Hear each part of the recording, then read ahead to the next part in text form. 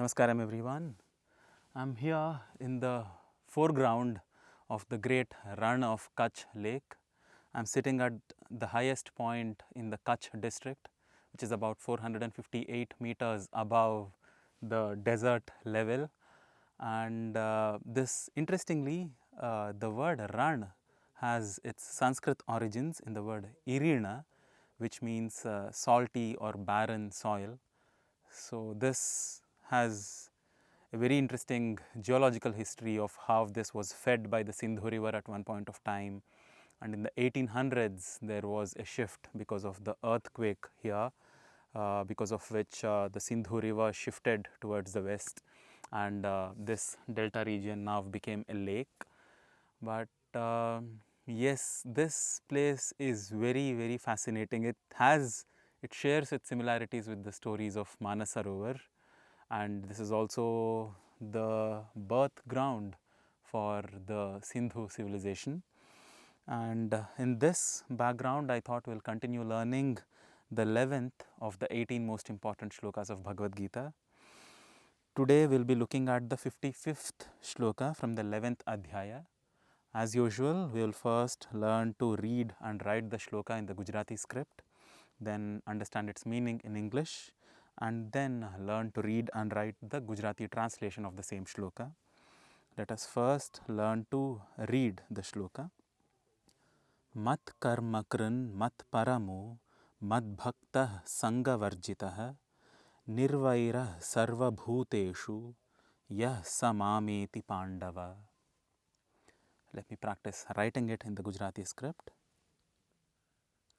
Mat karma kran mat paramo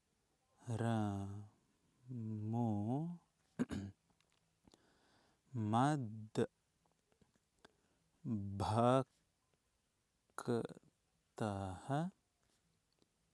bhaktah sanga varjitah nirvairah sarva bhuteshu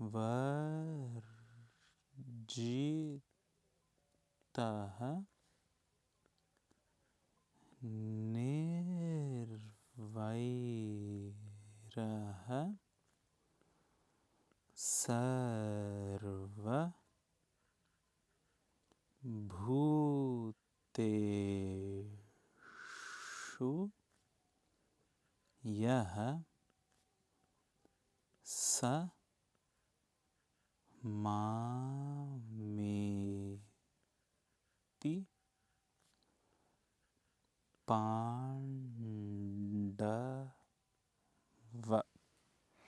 Let us now try to understand the meaning of this shloka. The most obvious word is the addressal, the sambodhana, Pandava. Shri Krishna is addressing Arjuna as the son of Pandu. Hey Pandava, hey Arjuna. This shloka can be understood as two sentences joined together. Yaha, Saha. Yaha is the one who, Saha is that kind of a person.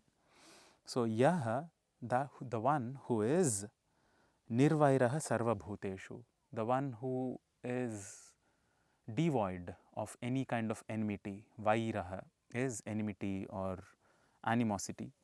So the one who does not have any kind of enmity towards whom? Towards all creatures. Sarva bhuteshu. Sarva is all, every. Bhuta is creature. So sarva bhuteshu, the one who is friendly, the one who is compassionate, the one who is pleasant towards all creatures. And also at the same time sanga varjitah, the one who is devoid, the one who does not have any entanglement with them, the one who is not fixated or attached with them. This has to be understood in the right context. It's not that somebody is uninvolved and is disinterested. The one is somebody is fully involved but is not invested. The one who is not even invested, English is difficult to translate like that.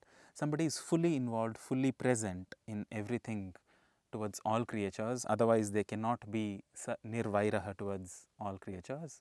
But at the same time, sanga varjitaha, the one who is devoid of entanglement and identification with anything else.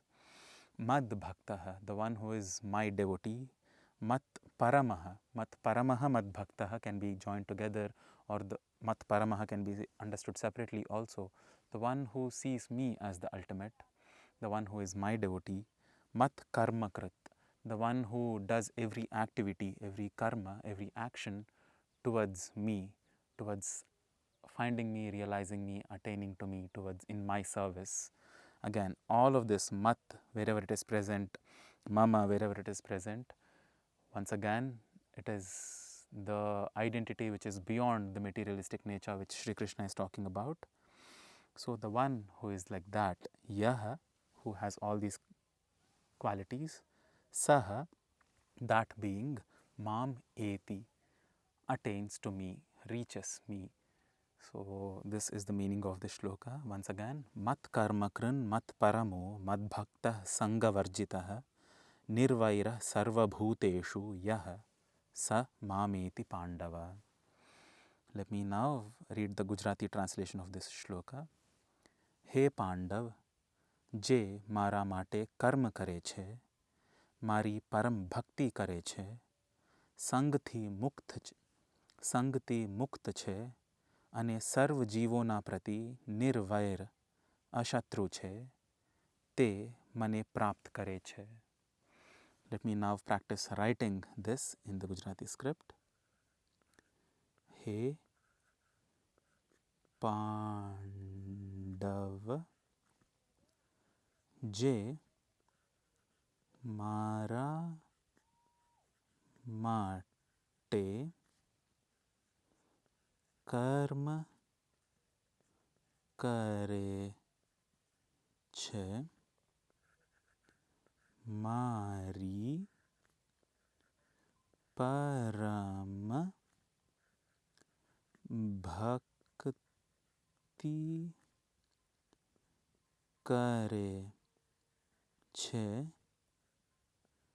સંગથી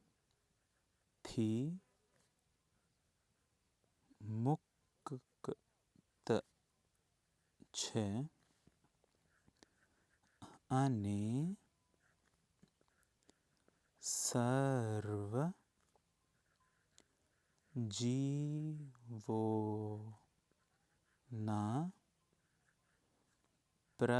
પ્રતિ निर्वैर और अशत्रु છે, તે મને પ્રાપ્ત કરે છે. Thus, we have completed learning 11 of the 18 most important shlokas of Bhagavad Gita. If you watched the video so far, make sure that you click on the like button, share this video with those whom you think might benefit from this, and consider clicking on the subscribe button so that you do not miss any of our future updates. See you in the next video of this playlist. Namaskaram.